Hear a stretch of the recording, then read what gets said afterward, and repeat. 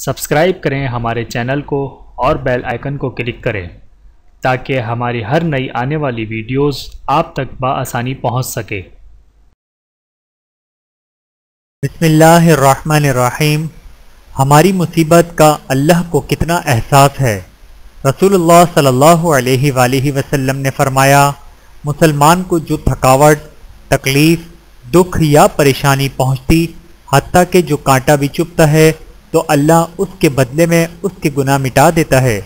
بحوالہ صحیح بخاری، حدیث نمبر 5642۔